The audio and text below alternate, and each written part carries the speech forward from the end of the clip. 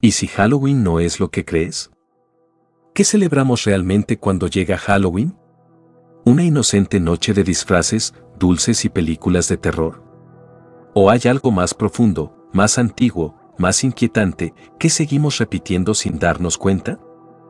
Cada 31 de octubre, millones de personas en todo el mundo decoran sus casas con esqueletos, fantasmas, calabazas y brujas.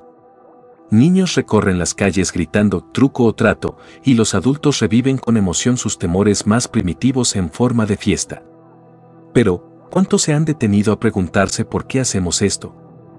¿Qué historia arrastramos detrás de cada vela encendida o cada máscara puesta? Algunos creen que Halloween es solo una excusa para la diversión. Otros lo ven como un resabio de creencias paganas, rituales olvidados y símbolos que hemos heredado sin comprender. ¿Y si los disfraces no fueran solo juego? ¿Y si los dulces no fueran tan inocentes? ¿Y si esta tradición global fuera más oscura de lo que imaginamos? ¿Quién controla realmente las emociones que sentimos esa noche? ¿Por qué sentimos una mezcla de diversión y miedo? ¿Es cultural o hay algo más profundo en juego? Es momento de cuestionar lo que celebramos, lo que repetimos y lo que no entendemos. ¿Y tú? ¿Te atreves a mirar Halloween con otros ojos?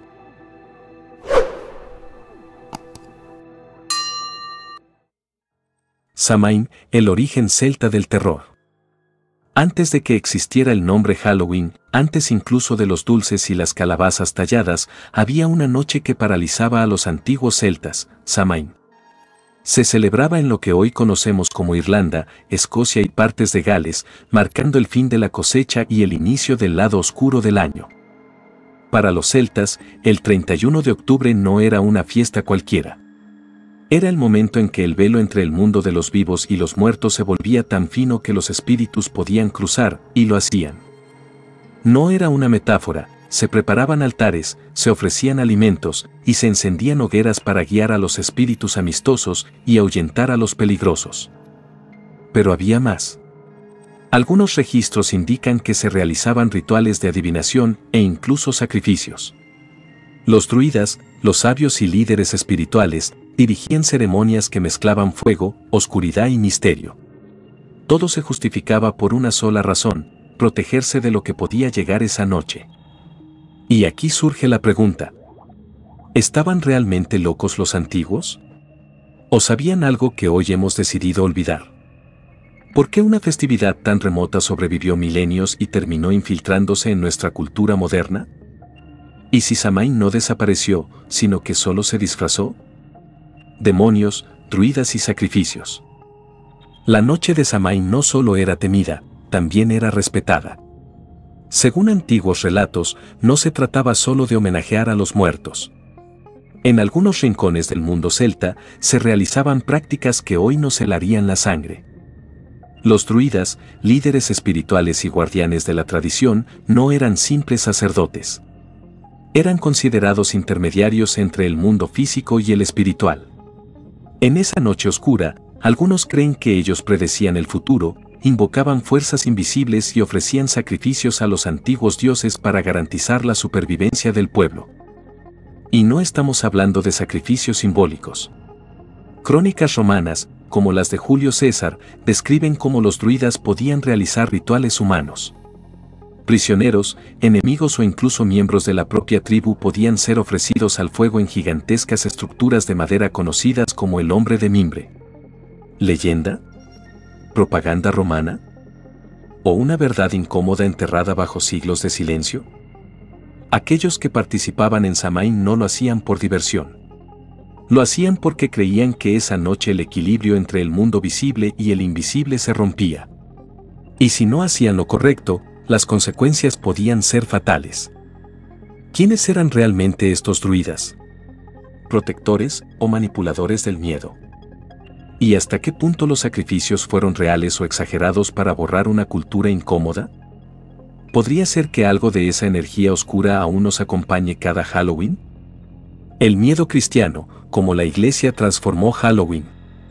Cuando el cristianismo comenzó a expandirse por Europa, se encontró con un obstáculo: las antiguas tradiciones paganas estaban profundamente arraigadas en la vida del pueblo. Samhain, con sus rituales, sus muertos y sus fuegos sagrados, no desaparecía. Así que la Iglesia decidió algo más estratégico, transformarlo. En lugar de erradicar Samhain, lo absorbieron. En el siglo VIII, el Papa Gregorio III fijó el 1 de noviembre como el Día de Todos los Santos, una jornada para venerar a los mártires y santos cristianos.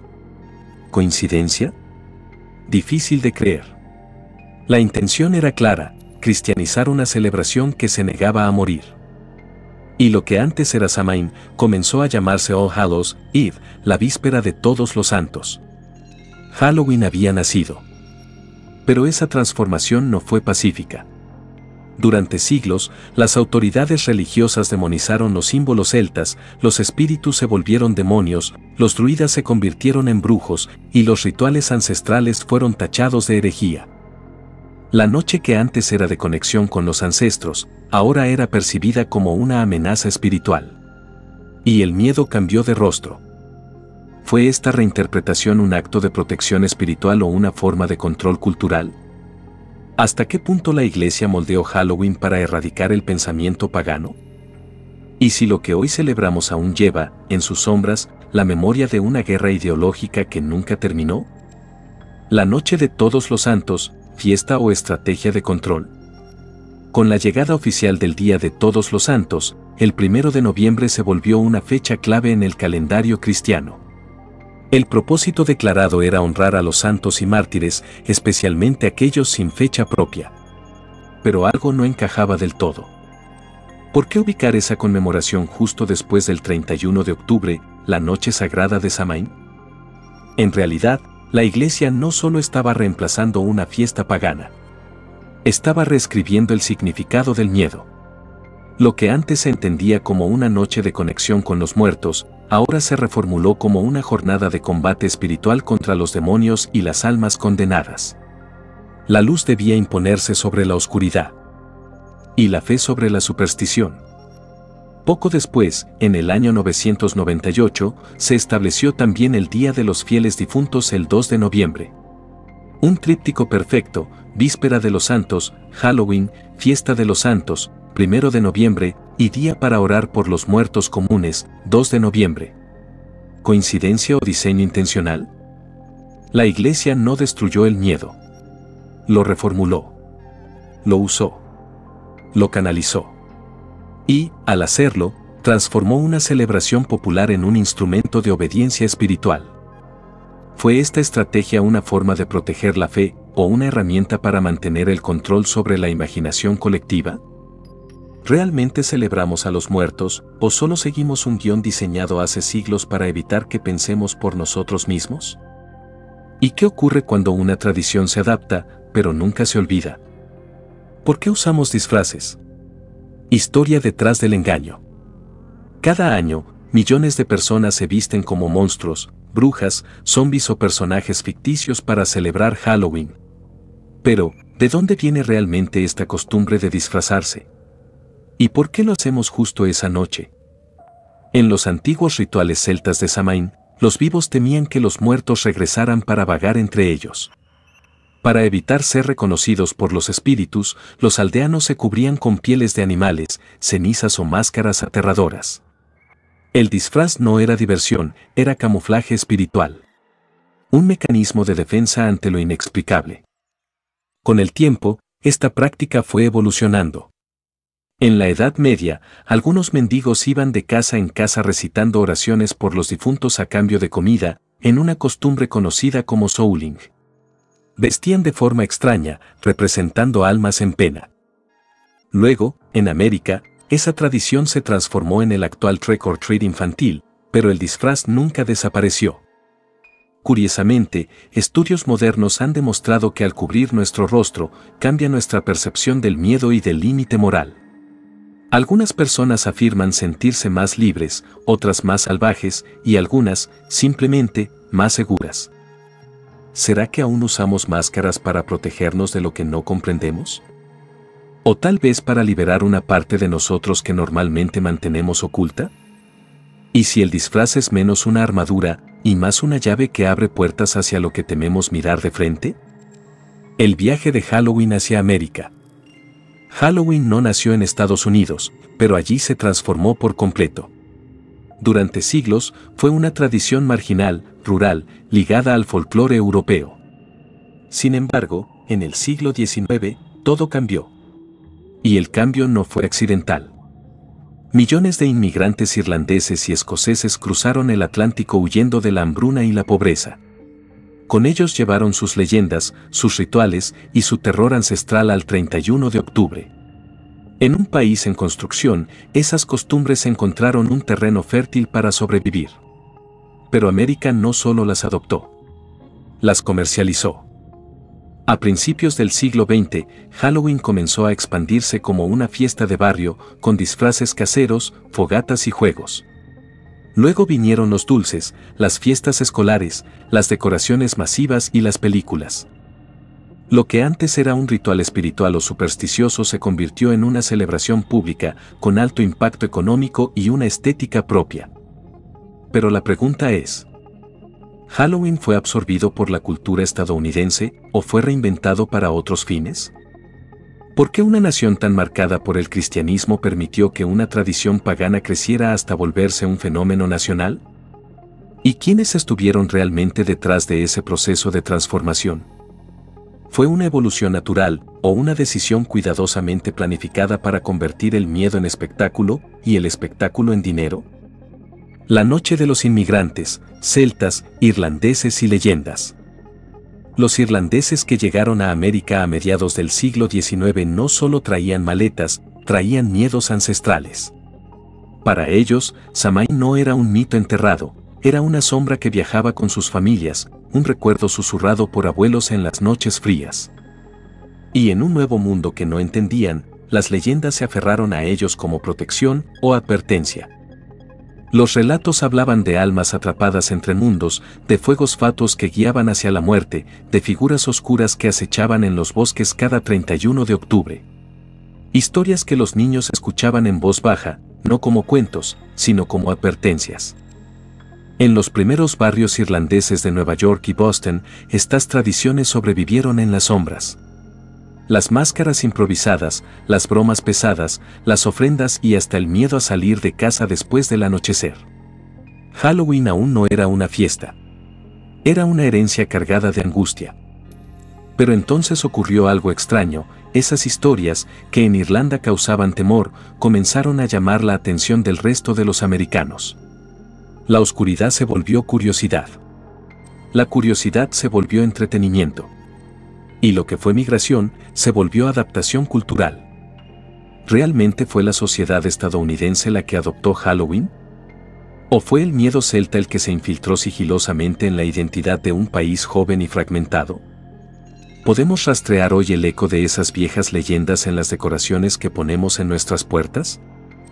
¿Y qué tanto de ese miedo original aún vive oculto bajo una máscara de fiesta? Jack-o'-lantern, la historia que no conocías de la calabaza.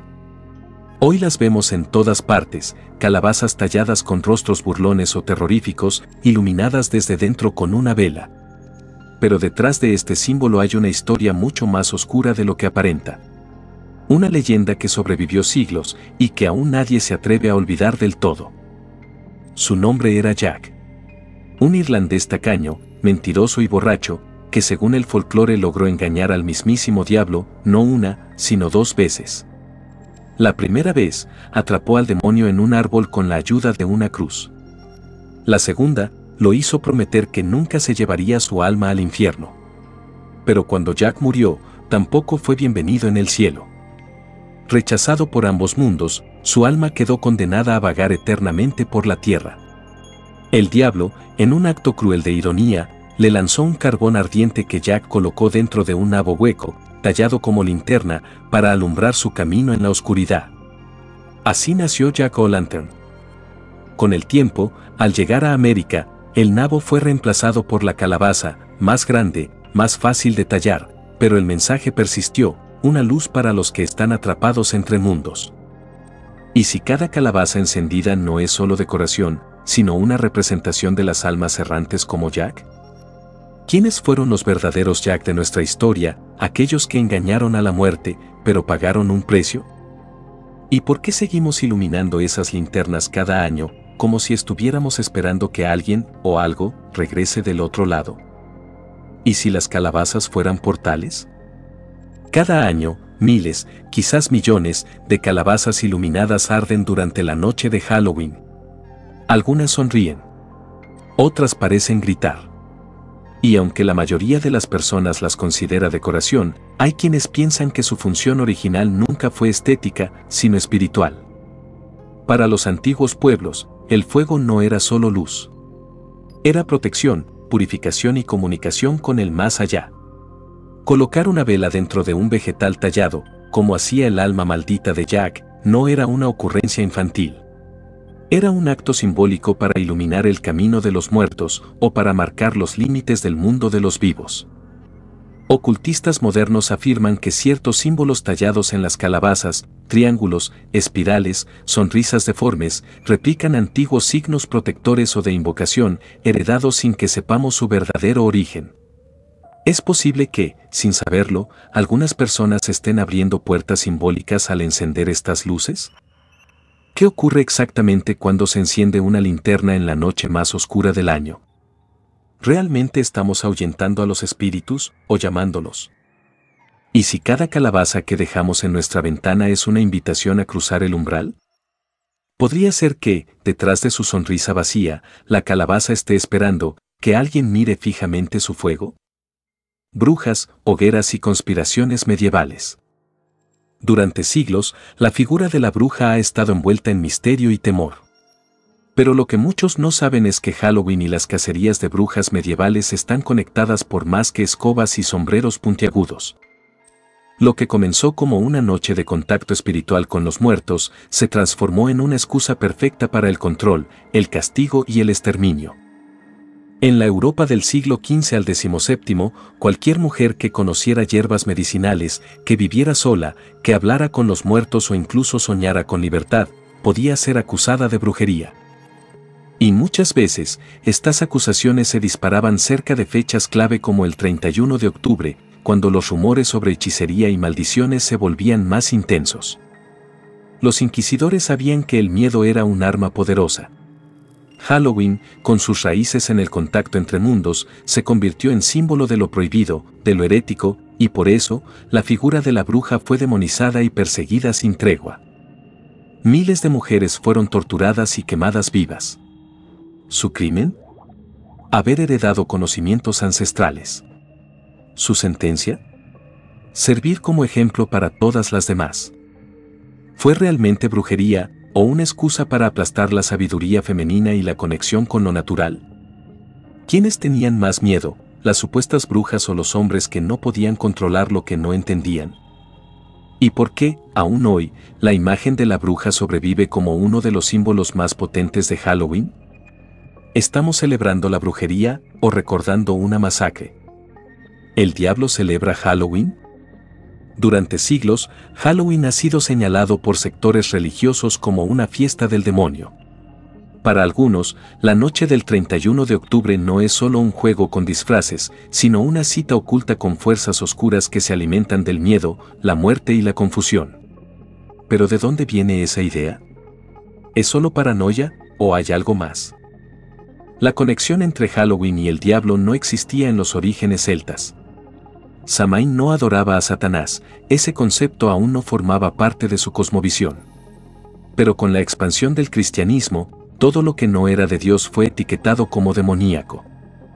Espíritus ancestrales, brujas, rituales naturales, todo fue reinterpretado como pacto con el maligno. La figura del cuerno, la hoz, el fuego y la risa burlona, elementos presentes en muchas representaciones del diablo, comenzaron a aparecer cada vez más en el imaginario popular de Halloween. ¿Coincidencia? ¿O una forma de controlar por el miedo una fiesta que nunca pudieron borrar del todo? Hoy en día, grupos conservadores aún denuncian que Halloween promueve el ocultismo y abre puertas al satanismo moderno. Y, aunque muchos lo consideran exageración, también es cierto que algunas sectas han aprovechado esta fecha para rituales reales. Entonces, ¿celebramos Halloween como una simple tradición cultural o como una recreación inconsciente del mal? ¿Es el diablo un invitado invisible en cada fiesta de disfraces? ¿O fue insertado en la historia para hacernos temer algo que en realidad nunca entendimos del todo? ¿El dulce o truco, chantaje infantil o rito iniciático? Cada Halloween, millones de niños recorren las calles disfrazados, golpean puertas y repiten una frase que ya forma parte de la cultura global: truco o trato. Quien responde con dulces, queda a salvo. Quien no, arriesga una broma o algo peor. Parece un juego inocente. ¿Pero de dónde viene realmente esta costumbre? Su origen se remonta a la Europa medieval, cuando los más pobres, a menudo niños, iban de casa en casa ofreciendo oraciones por las almas de los muertos a cambio de comida o dulces. Esta práctica, llamada souling, ya contenía una carga espiritual. No se pedían caramelos por diversión, sino para aliviar el sufrimiento de los difuntos en el purgatorio. Con el paso del tiempo, esta tradición migró a América y fue transformándose. Las oraciones se convirtieron en bromas, la necesidad en costumbre y el sentido espiritual en entretenimiento. Pero el acto ritual sigue ahí: recorrer las casas, disfrazarse, pedir una ofrenda y amenazar simbólicamente con un castigo si no se recibe. Algunos psicólogos y antropólogos sugieren que el truco o trato es una forma de ritual social. Los niños aprenden que la colectividad premia a quien sigue las reglas y castiga a quien se niega. Otros creen que tiene raíces más profundas, conectadas con antiguos rituales de paso en los que los jóvenes enfrentaban la oscuridad simbólicamente. ¿Y si cada niño que toca una puerta está repitiendo sin saberlo un viejo rito de invocación o intercambio? ¿Es realmente un juego o una fórmula milenaria que sobrevive disfrazada de caramelos? ¿Y qué pasa si un día, al decir truco o trato, alguien responde desde el otro lado con algo que no esperaban? Películas que nos programan, Hollywood y Halloween. Desde los años 70, el cine ha convertido Halloween en algo más que una fecha, lo ha transformado en una experiencia colectiva de miedo. Películas como Halloween de John Carpenter, Trick or Treat, Hocus Pocus o El extraño mundo de Jack no solo se volvieron éxitos comerciales, también moldearon lo que creemos que es Halloween. Antes del cine, Halloween era una mezcla de supersticiones y costumbres locales. Carroll Hollywood lo estandarizó: calabazas iluminadas, niños disfrazados, casas embrujadas, asesinos enmascarados y rituales secretos. La industria del entretenimiento tomó símbolos dispersos y los convirtió en una narrativa visual poderosa, que se repite cada octubre sin cuestionamientos. Muchos se preguntan: ¿el cine refleja lo que somos o nos entrena para actuar de cierta manera? ¿Quién decide qué es miedoso y qué es divertido? ¿Por qué ciertos elementos, como las brujas, los payasos asesinos o los sacrificios, aparecen una y otra vez? Psicólogos del comportamiento afirman que el cine de terror activa zonas primitivas del cerebro y que al exponer a la audiencia al miedo en entornos controlados, se genera una descarga emocional adictiva. Pero otros advierten algo más: que esta programación visual podría estar normalizando símbolos ocultos, volviendo inofensivos ciertos mensajes que no siempre lo son. ¿Y si cada película de Halloween fuese una repetición ritualizada de algo más profundo? ¿Estamos viendo cine o participando sin saberlo en un gigantesco acto simbólico?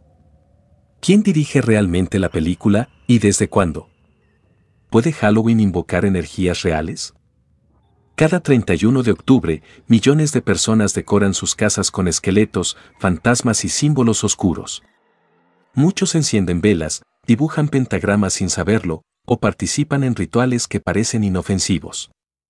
Pero algunos investigadores, ocultistas y creyentes aseguran que esa noche no es solo un juego, sino un portal. Según varias tradiciones esotéricas, hay noches específicas del año en las que el velo entre mundos se adelgaza. Y Halloween, o más precisamente, la noche de Samhain, sería una de las más potentes. Es el momento ideal, dicen, para contactar con los muertos, invocar entidades, hacer peticiones o abrir algo que no siempre se puede cerrar. En la actualidad, muchas personas practican rituales de broma, sesiones espiritistas, invocaciones a María Sangrienta frente al espejo, juegos de la Ouija, invocaciones virales de TikTok. Pero, ¿Y si algunas de esas acciones, hechas por millones de personas al mismo tiempo, generaran un tipo de energía colectiva? ¿Un eco que alguien, o algo, escucha? Casos de fenómenos paranormales, cambios de comportamiento, sueños intensos o incluso ataques psíquicos han sido reportados durante Halloween por quienes intentaron jugar con lo desconocido. ¿Coincidencia? ¿Psicosis colectiva? ¿O evidencia de que el velo realmente se abre y no todos están preparados? ¿Estamos jugando con símbolos que activan fuerzas que no comprendemos? ¿Puede el acto colectivo de celebrar Halloween generar una energía real y activa en el mundo espiritual? ¿Y si este no fuera un simple ritual moderno, sino un llamado silencioso que ha estado esperando ser respondido? Casos reales, desapariciones y crímenes en Halloween. Lo que comenzó como una noche de disfraces y dulces, ha tenido también episodios de verdadero horror. A lo largo de las décadas, Halloween ha sido escenario de crímenes sin resolver, desapariciones inquietantes y tragedias envueltas en un halo de misterio. ¿Coincidencia? ¿O hay algo más oscuro acechando detrás de las máscaras? Uno de los casos más famosos ocurrió en Texas en 1974. Ronald Clark O'Brien envenenó a su propio hijo con dulces contaminados con cianuro, disfrazando el crimen como un caso de trick or treat que salió mal. Desde entonces, el miedo a los caramelos envenenados se volvió parte del folclore moderno. En 1992, en Japón, una joven llamada Reina perdió la vida tras participar en una sesión de espiritismo en Halloween. Lo más inquietante, varias personas del grupo afirmaron haber visto una figura vestida de negro que nadie pudo identificar después. A día de hoy, el caso sigue generando controversia. Cada año, reportes de personas desaparecidas, casas donde se escuchan gritos reales entre las decoraciones falsas, o incluso cuerpos encontrados días después en lugares decorados como cementerios de broma aparecen en periódicos locales. Y siempre queda la duda. ¿Fue parte del espectáculo o algo que se escondió detrás de él? ¿Por qué ciertos crímenes parecen repetirse cada 31 de octubre? ¿Es el anonimato de los disfraces lo que alienta al mal, o es la energía de esa noche la que lo despierta? ¿Y cuántas tragedias han pasado desapercibidas porque fueron confundidas con una simple actuación? Máscara sobre máscara, ¿quién eres en Halloween? Una noche al año, dejamos de ser quienes somos. Nos vestimos como monstruos, asesinos, criaturas sobrenaturales o personajes de ficción. Reímos, gritamos, bailamos, disfrazados. Pero bajo esa superficie de diversión, se esconde una verdad inquietante. Halloween nos permite liberar lo que normalmente ocultamos. Psicólogos afirman que el disfraz no es solo un juego. Es una válvula de escape, una forma de experimentar otras identidades sin consecuencias sociales. Algunas personas eligen disfraces divertidos. Otras, sin embargo, eligen ser aquello que temen o que desean en secreto. ¿Por qué alguien elige ser un asesino en serie o una criatura demoníaca? ¿Por qué nos atrae la oscuridad cuando se nos da permiso para jugar con ella? ¿Y qué pasa cuando esa máscara se siente más cómoda que el rostro real? Hay registros históricos de crímenes cometidos durante Halloween por personas disfrazadas que nunca fueron identificadas. Testigos confundieron actos reales de violencia con parte del espectáculo. En otros casos, individuos aparentemente normales revelaron comportamientos inquietantes al ponerse un traje. Como si el disfraz fuera una segunda piel o una excusa para dejar salir algo más profundo. ¿Es el disfraz una protección contra el mundo o una herramienta para liberar nuestros impulsos reprimidos? ¿Jugamos a ser monstruos o simplemente dejamos de fingir que no lo somos? ¿Y tú? ¿Quién sería si nadie supiera quién está detrás de la máscara? Decoraciones oscuras, adorno o invocación. Fantasmas de plástico, esqueletos colgando, lápidas falsas en jardines, sangre artificial, muñecos poseídos, brujas voladoras. Cada octubre, millones decoran sus casas con símbolos del terror. Pero, ¿por qué celebramos lo macabro, lo muerto, lo deformado? La mayoría lo considera una broma, un homenaje visual al miedo. Sin embargo, investigadores del folclore y estudiosos del simbolismo advierten algo más inquietante: muchas de estas decoraciones tienen raíces rituales. En antiguas culturas, colgar huesos o figuras grotescas servía para ahuyentar espíritus o para marcar un territorio como sagrado o peligroso. Colocar una lápida en tu jardín no era, originalmente, para provocar risa. Era una advertencia. Colgar un cuerpo, falso o real, era una forma de recordar que la muerte está cerca.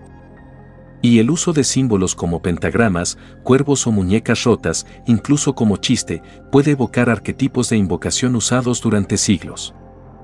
Lo más inquietante es que, al repetir estas imágenes en masa y al mismo tiempo, cada año, se crea una red simbólica colectiva.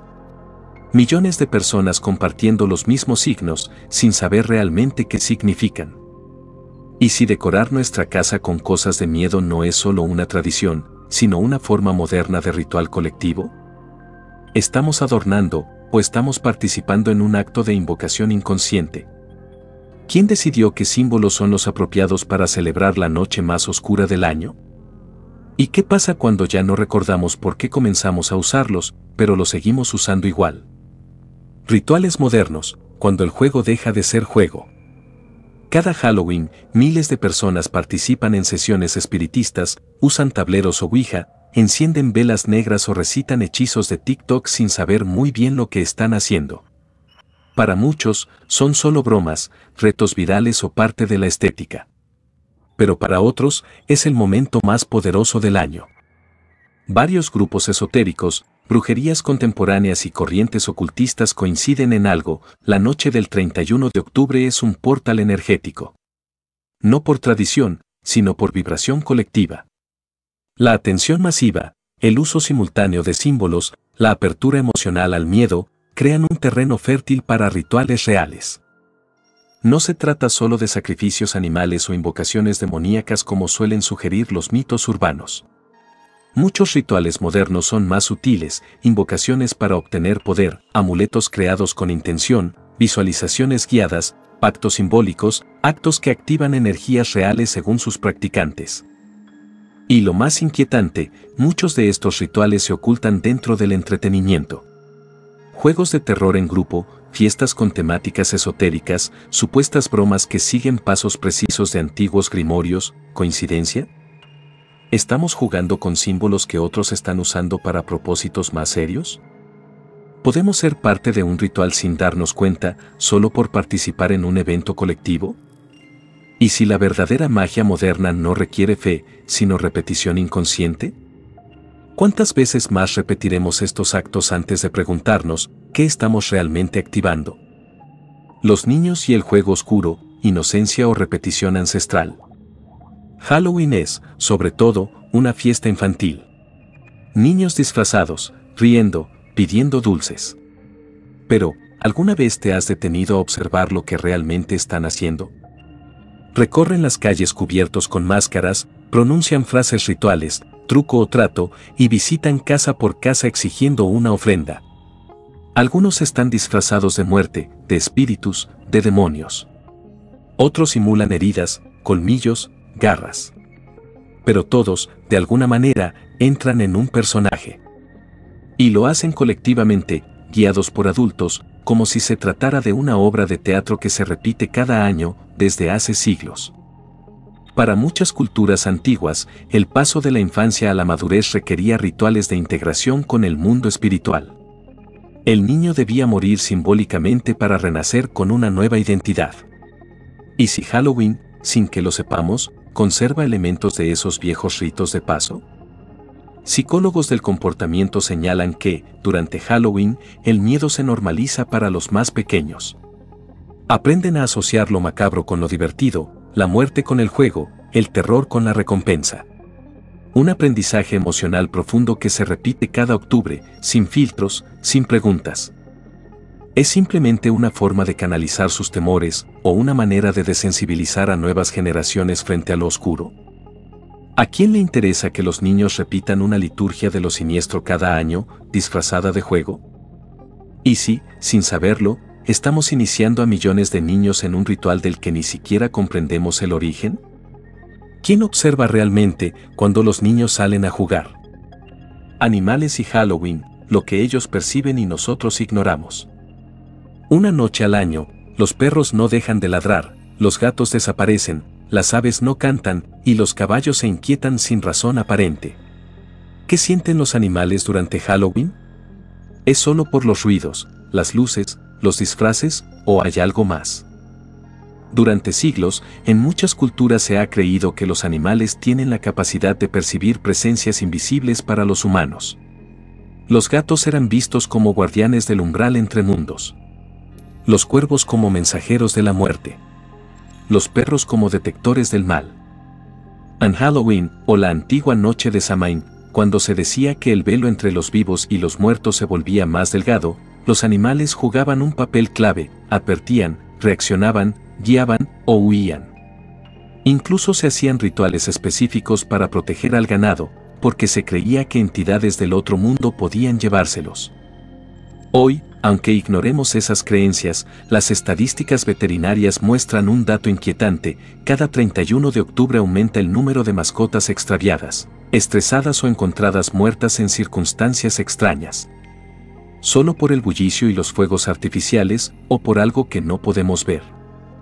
¿Qué pasa si nuestros animales no solo reaccionan al ambiente, sino a algo más profundo, más antiguo, más invisible? ¿Y si los únicos que aún pueden sentir lo que Halloween realmente trae, son ellos? ¿Nos hemos vuelto tan racionales que ya no oímos las advertencias que laten en el silencio de la noche? ¿Y qué nos está gritando el ladrido de ese perro, mientras todos ríen disfrazados? El enigma del gato negro, símbolo de mala suerte o guardián del umbral. Hay una figura que aparece una y otra vez cada Halloween: el gato negro. En calcomanías, disfraces, adornos y películas. Siempre vigilante, siempre misterioso. Para algunos, un símbolo de mala suerte. Para otros, un simple cliché. Pero detrás de esa imagen hay una historia mucho más oscura y antigua. En el Egipto faraónico, los gatos eran sagrados. Se creía que protegían a los vivos de los espíritus malignos. Pero con la llegada de la Edad Media, su destino cambió. La Iglesia asoció al gato negro con la brujería y el diablo. Se decía que las brujas podían transformarse en gatos para espiar a sus víctimas, o que estos felinos eran sus familiares mágicos, capaces de moverse entre mundos. Durante las cacerías de brujas en Europa, miles de gatos negros fueron asesinados junto a mujeres acusadas de herejía. Y sin embargo, la superstición persistió. Hoy, su silueta curvada, con ojos brillantes, es una de las imágenes más potentes del imaginario de Halloween. Lo curioso es que, pese al paso del tiempo, el miedo al gato negro sigue vivo. Hay refugios que no permiten adopciones de gatos negros en octubre por temor a que sean usados en rituales. ¿Por qué? ¿Qué saben ellos que nosotros hemos olvidado? ¿Y si el gato negro no es el mensajero del mal, sino el guardián que nos advierte de su presencia? ¿Por qué seguimos viendo su imagen cada año, como si su sombra nos acompañara desde siempre? ¿Y si al mirar a los ojos de un gato negro, alguien más nos devolviera la mirada desde el otro lado? La luna de Halloween, iluminación o advertencia ancestral. Pocas imágenes evocan tanto misterio como una luna llena colgando sobre una noche de Halloween. Brilla sobre las calles silenciosas, proyecta sombras extrañas y parece observarlo todo, como si recordara algo que nosotros hemos olvidado. Pero ¿por qué la luna, y no otro astro, es tan poderosa en esta fecha? Desde tiempos remotos, la luna ha estado ligada a lo oculto, lo cíclico y lo femenino. En muchas culturas, marcaba los momentos sagrados del año, los periodos de siembra, los partos, los rituales. Y durante Halloween, especialmente cuando coincide con luna llena, se cree que su energía se multiplica. Es cuando, según creencias ancestrales, los hechizos son más poderosos, los espíritus más activos y los sueños más intensos. La luna llena también ha sido asociada con transformaciones, como la del hombre lobo, criatura que no solo simboliza lo salvaje, sino la lucha interna entre la razón y el instinto. ¿Por qué esa conexión persiste hasta hoy? ¿Qué activa realmente la luna en nosotros? Lo inquietante es que muchas personas afirman sentir insomnio, ansiedad, confusión o impulsos extraños durante la luna llena de Halloween. Efecto psicológico o resonancia ancestral que aún no sabemos explicar. ¿Y si la luna no solo refleja la luz del sol, sino también lo que habita dentro de nosotros? ¿Es una guía en la oscuridad o un faro que llama a lo que duerme bajo la superficie? ¿Y por qué cada Halloween millones de ojos se elevan al cielo como si esperaran una señal? Fuegos de octubre, protección ancestral o llamada de algo más. En la noche de Halloween es común ver velas encendidas en ventanas, hogueras en reuniones y luces parpadeantes dentro de calabazas huecas. Para muchos, son solo decoraciones. Pero en los orígenes más profundos de esta festividad, el fuego no era adorno. Era protección. Era frontera. Era una señal. En el antiguo Samaín celta, las fogatas se encendían en colinas como símbolo de purificación. No solo para iluminar la oscuridad, sino para ahuyentar a los espíritus errantes. Se creía que el fuego mantenía alejadas a las almas malignas y ofrecía calor a las benevolentes. La gente saltaba sobre las llamas como rito de paso, para purgar enfermedades, miedos o pecados. Con la llegada del cristianismo, muchos de estos rituales fueron prohibidos, pero el fuego nunca desapareció del todo. Evolucionó. Se escondió en las linternas de Jack, en las velas del altar, en la tea simbólica que aún encendemos sin entender por qué. Y hoy, sin darnos cuenta, seguimos haciendo lo mismo, iluminamos la noche más oscura del año. ¿Costumbre o necesidad profunda de protegernos de algo que no vemos? ¿Por qué aún sentimos una atracción tan poderosa por el fuego en Halloween? ¿Es solo calor o una herramienta para marcar límites entre lo vivo y lo muerto? ¿Y si al encender una vela no solo estamos iluminando, sino también llamando? ¿Qué ocurre cuando tantas llamas arden al mismo tiempo, y quién, del otro lado, ve la señal? Casas del terror, ¿y si un día el horror no fuera actuación? Cada año, miles de personas visitan casas embrujadas, túneles del terror, experiencias inmersivas. Pagan por sentir miedo. Por gritar. Por correr. Por ser perseguidos por actores disfrazados de asesinos, zombies o espectros. Pero, ¿qué pasaría si un día alguien no estuviera actuando? Existen casos documentados de personas que murieron de verdad dentro de estas atracciones y no fueron descubiertas hasta horas después porque los gritos eran parte del espectáculo. O casos en los que personas reales, no actores, se infiltraron en el recorrido, aprovechando el caos, el anonimato, la oscuridad.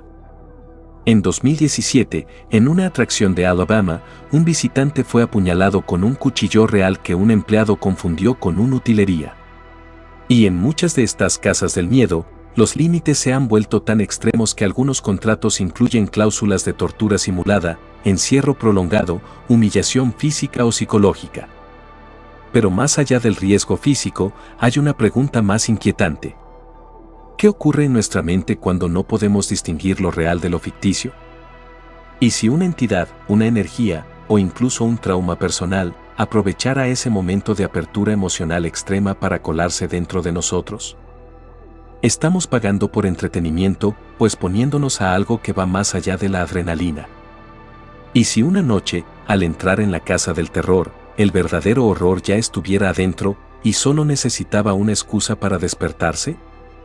Juguetes embrujados, ¿qué habita en los adornos de Halloween? Brujas que ríen solas, esqueletos que se mueven con sensores de movimiento, muñecos que hablan en la oscuridad. Halloween está lleno de decoraciones animadas que imitan el horror, lo burlan, lo convierten en espectáculo. Pero, ¿y si algunas de estas figuras no solo actuaran? Hay reportes reales de muñecos de Halloween que cambian de lugar sin explicación, que emiten sonidos sin estar conectados o que siguen funcionando incluso después de ser desconectados. Para la mayoría, son fallos eléctricos.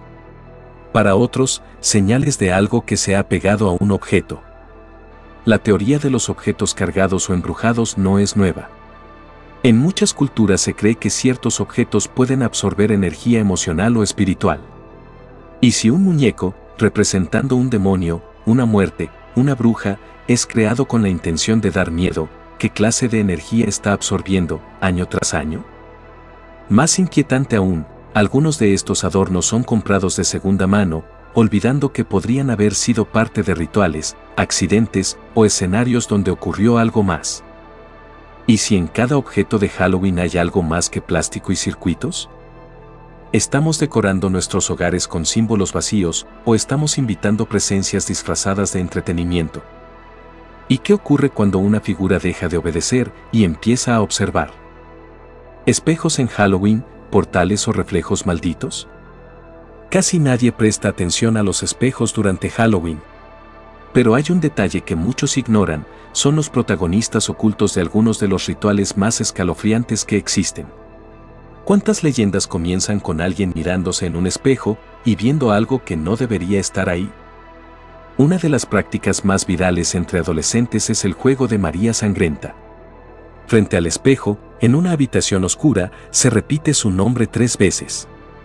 Quien lo hace jura ver un rostro extraño reflejado o incluso sentir una presencia detrás. ¿Juego de sugestión colectiva? Tal vez. Pero lo inquietante es la persistencia global de este ritual, con nombres diferentes, pero estructura similar en múltiples culturas. Desde la antigüedad, el espejo ha sido considerado un portal entre realidades. En la tradición china, se cree que refleja no solo la imagen física, sino el alma. En muchas culturas, cuando alguien muere, se cubren los espejos para evitar que el espíritu quede atrapado. Y si en Halloween, cuando el velo entre mundos es más fino, estos objetos se convierten en puertas abiertas? Hay testimonios de personas que afirman haber visto otros rostros, movimientos independientes o incluso figuras que no estaban en la habitación. ¿Alucinación inducida por la oscuridad? ¿O visión de algo que habita al otro lado del vidrio? ¿Por qué sentimos incomodidad al mirarnos fijamente en el espejo en la penumbra? ¿Estamos observando o siendo observados? ¿Y si en Halloween, más que nunca, el reflejo no se comportara como debería? El payaso de Halloween, diversión retorcida o máscara ancestral. Ríe. Grita. Mira fijamente. Camina con pasos torpes, pero su presencia nunca es inocente. En Halloween, uno de los disfraces más populares y más temidos es el del payaso aterrador. ¿Por qué una figura supuestamente cómica genera tanto rechazo, miedo y fascinación? El miedo a los payasos tiene nombre, coulrofobia. Y no es nuevo. Desde hace siglos existen relatos de bufones y arlequines que escondían malicia tras la risa. En la Europa medieval, los locos de la corte podían decir lo que nadie más se atrevía. Jugaban con lo absurdo, pero también con la verdad cruda. Eran tolerados, pero temidos. ¿Quién se esconde detrás de la pintura? En la cultura moderna, el payaso dejó de ser gracioso y se volvió símbolo del horror impredecible, desde Pennywise en It hasta los casos reales de payasos asesinos que aparecieron en calles solitarias durante noches de octubre. Algunos fueron bromistas. Otros nunca fueron identificados. Y lo más inquietante, muchos de estos disfraces, comprados en tiendas o en línea, terminan siendo utilizados en actos que se salen del juego. Acechar, asustar, atacar. Como si ponerse esa máscara liberara algo más que solo una sonrisa torcida. ¿Por qué el payaso terrorífico se repite cada Halloween? ¿Es una simple caricatura del miedo o una figura arquetípica del caos que habita en todos nosotros? ¿Y qué ocurre cuando alguien se la pone y ya no quiere quitársela? Gritos verdaderos, cuando el miedo dejó de ser actuación. Cada Halloween, en calles, parques temáticos y casas embrujadas, los gritos llenan el aire. Risas histéricas, chillidos, alaridos, todo suena como parte del espectáculo. Pero hay un detalle perturbador, a veces, el miedo no es simulado. Han existido casos documentados donde personas fueron atacadas, heridas o incluso asesinadas durante eventos de Halloween, sin que nadie se diera cuenta de inmediato. ¿La razón? Todos creyeron que los gritos eran parte del show. En 2019, en Ohio, un hombre pidió ayuda tras sufrir un ataque en una fiesta de Halloween. La gente lo rodeó, aplaudiendo su actuación.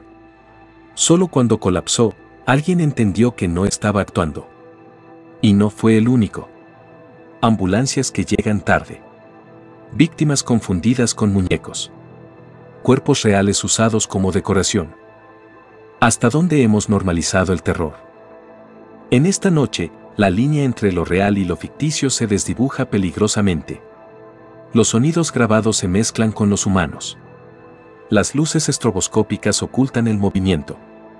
Y los disfraces pueden cubrir más de lo que imaginamos. ¿Y si cada año hay gritos reales que simplemente elegimos no escuchar? Nos hemos vuelto tan adictos al miedo que ya no sabemos reconocerlo cuando ocurre de verdad. ¿Y cuántas tragedias se han perdido en medio del ruido, disfrazadas de entretenimiento? Tal vez la verdadera pregunta no es si los gritos son reales, sino, ¿estamos aún dispuestos a escuchar la diferencia? Halloween como código, mensajes ocultos en la fiesta del miedo. Entre disfraces y dulces, risas y calabazas, Halloween se ha convertido en una plataforma masiva de comunicación simbólica. Pero hay quienes creen que, más allá de lo comercial, esta noche es usada por ciertos grupos para enviar mensajes cifrados. Advertencias, rituales encubiertos o incluso burlas públicas, ocultas a plena vista. Analistas de la cultura pop y teóricos del simbolismo han encontrado patrones repetidos en películas de terror, videoclips especiales de Halloween, espectáculos públicos y eventos masivos celebrados en esta fecha. ¿Por qué tantas celebridades se visten como deidades oscuras? ¿Por qué en ciertos desfiles o shows aparecen referencias esotéricas antiguas, figuras del ocultismo o símbolos que solo algunos reconocen? Se dice que Halloween permite algo que no se permite el resto del año: mostrarlo escondido y reírse de ello sin consecuencias. Algunos lo consideran una válvula de escape simbólica. Otros creen que es una forma de normalizar lo siniestro, de banalizar el horror, hasta que ya no lo cuestionemos. También se ha observado un fenómeno curioso: publicaciones chistosas que, al ser examinadas con detalle, parecen describir rituales reales o hechos siniestros, usando el humor como camuflaje. Estamos asistiendo cada año a una ceremonia global donde se nos expone lo oscuro, para ver quién lo nota. ¿Quién decide lo que se muestra en Halloween y con qué intención? ¿Y cuántas veces hemos compartido un símbolo sin saber que tal vez no era una broma? Nostalgia oscura. ¿Por qué amamos recordar una noche de miedo? A pesar de todo lo siniestro que rodea Halloween, la muerte, lo desconocido, lo grotesco, muchas personas sienten una extraña nostalgia por esta fecha. Recuerdan con ternura las caminatas nocturnas entre sombras, los disfraces espeluznantes, los cuentos de terror junto al fuego, como si el miedo se mezclara con algo cálido. ¿Por qué? Los psicólogos llaman a esto nostalgia oscura, una forma de conexión emocional con experiencias que nos hicieron sentir vivos, incluso cuando nos asustaban. En Halloween, vivimos el miedo de forma controlada, sabiendo que no es real. Eso crea una paradoja emocional: disfrutamos de enfrentar lo que tememos, pero sin riesgo real. Para los niños, es una de las pocas noches donde pueden romper las reglas, salir tarde, disfrazarse de lo prohibido, recolectar dulces como recompensa. Para los adultos, es una excusa para reconectar con lo lúdico, lo salvaje, lo escondido. ¿Y si Halloween nos permitiera, por unas horas, explorar nuestras sombras sin culpa? Pero también hay una dimensión más profunda: muchos asocian Halloween con la infancia perdida, con rituales que ya no se repiten, con casas que ya no existen. Y como ocurre con todo lo que se convierte en recuerdo, lo siniestro se convierte en melancólico. ¿Amamos Halloween por lo que representa o por lo que nos hace sentir en el alma? ¿Es una celebración del miedo o de nuestra capacidad de transformarlo en juego? ¿Y si lo que recordamos no es solo la fecha, sino una versión de nosotros que ya no está? ¿Qué queda después? ¿Qué pasaría si nos despertamos y no volviéramos a dormir? Cuando termina Halloween, las luces se apagan, los disfraces se guardan, las calabazas se pudren en las puertas. Todo parece volver a la normalidad. Pero, ¿realmente cerramos la puerta que abrimos? Desde tiempos antiguos, se creía que el 31 de octubre marcaba un punto de inflexión energético, una grieta en el calendario donde lo invisible cruzaba. Y si bien el día pasa, lo que se despierta esa noche puede no irse tan fácilmente. Hay quienes afirman que, tras Halloween, sus hogares se sienten distintos, más pesados, más silenciosos o más inquietos. Testimonios describen pesadillas recurrentes, apariciones breves o una sensación de ser observado durante semanas. Algunos rituales abiertos por juego no fueron cerrados debidamente. Algunas invocaciones, por curiosidad o ignorancia, dejaron canales abiertos. ¿Y si muchas de las cosas que llamamos energías negativas no son más que residuos de esa noche? Los antiguos realizaban ritos de cierre, enterraban ofrendas, apagaban fuegos ceremoniales, limpiaban con sal o humo sagrado. Hoy, simplemente bajamos la decoración y seguimos con nuestras vidas. ¿Pero qué ocurre cuando no cerramos el ciclo? ¿A quién o qué dejamos entrar con nuestras palabras, juegos y símbolos? ¿Y si no se fue, porque nunca le pedimos que se fuera? Tal vez Halloween no termine al amanecer del 1 de noviembre. Tal vez, para algunos, solo empiece cuando todos creen que ya terminó. Halloween como espejo, ¿qué revela de nosotros esta noche? Una vez al año, jugamos con la muerte, nos disfrazamos de lo temido, nos reímos del dolor, rodeamos nuestras casas con imágenes de sangre, huesos y espíritus, y lo celebramos. ¿Pero qué dice eso sobre nosotros? Halloween no solo es un evento, es una forma de sacar a la superficie lo que normalmente reprimimos. Miedos, impulsos, deseos, símbolos prohibidos. Todo aquello que se considera tabú el resto del año, en Halloween se convierte en juego. Pero como en todo juego, hay reglas y también hay consecuencias. Psicólogos, antropólogos y filósofos coinciden, esta noche es un espejo cultural. Nos revela. Nos muestra cuán cómodos estamos con la violencia simbólica, cuán rápido aceptamos lo grotesco si está bien decorado, cuán fácilmente normalizamos lo anormal si viene acompañado de risas o dulces. Halloween también expone las máscaras que llevamos todos los días. Porque cuando nos disfrazamos, a veces no estamos ocultando, sino revelando lo que quisiéramos ser, lo que tememos ser o lo que ya somos en secreto. Y si la razón por la que amamos tanto Halloween es porque, por una vez, podemos ser honestos con nuestra sombra? ¿Y si detrás de cada risa nerviosa, cada truco o trato, cada calabaza encendida, se esconde la necesidad profunda de aceptar que el miedo es parte de nosotros?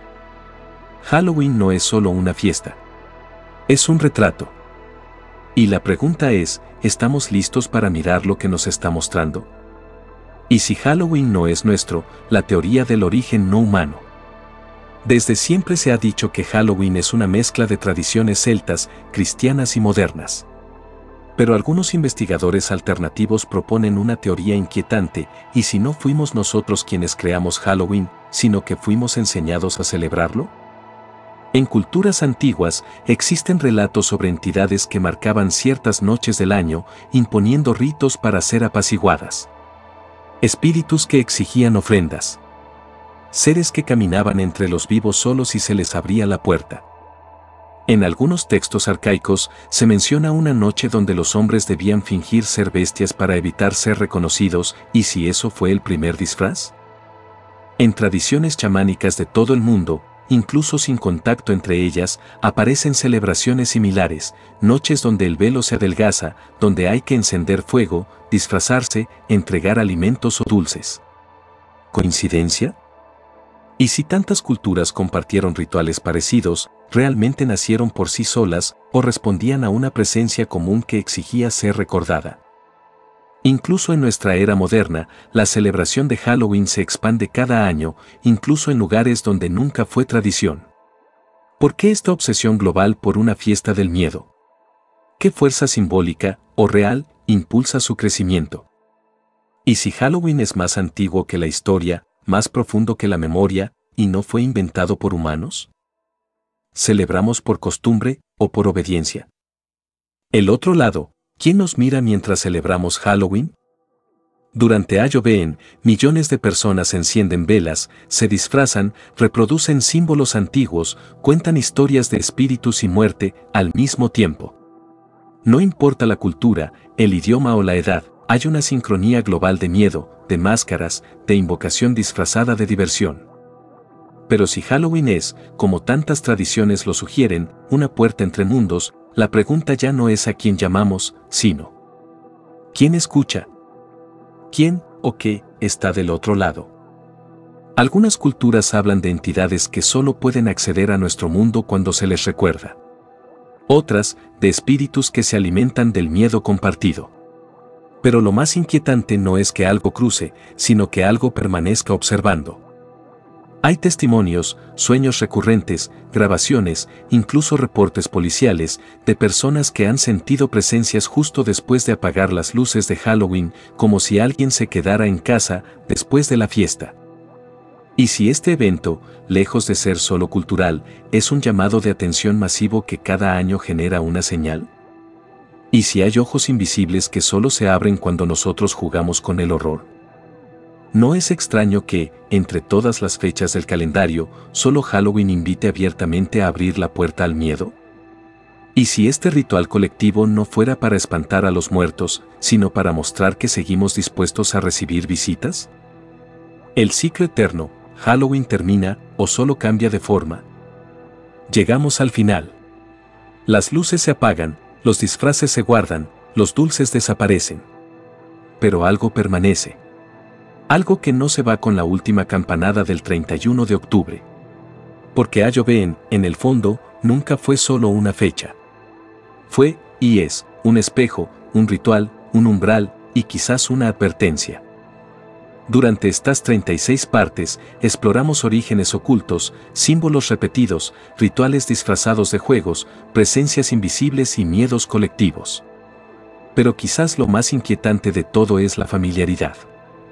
Nos reímos del terror porque lo reconocemos.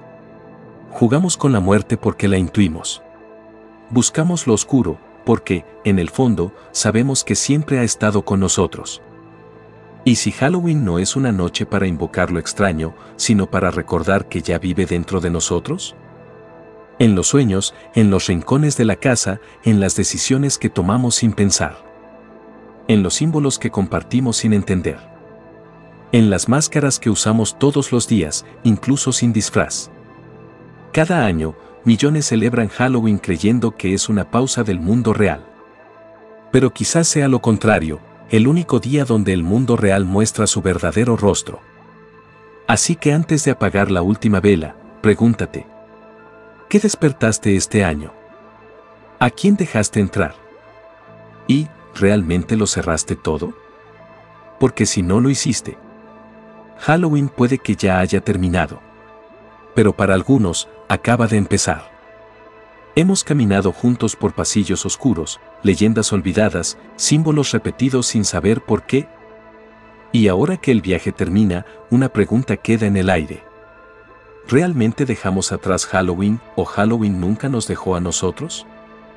Lo que empezamos creyendo que era una fiesta con dulces y disfraces, terminó revelando algo más profundo. Un ciclo, un espejo, una sombra. Una verdad que quizás preferimos no mirar, pero que cada octubre nos encuentra, nos toca. Y nos obliga a recordar lo que somos cuando la luz se apaga.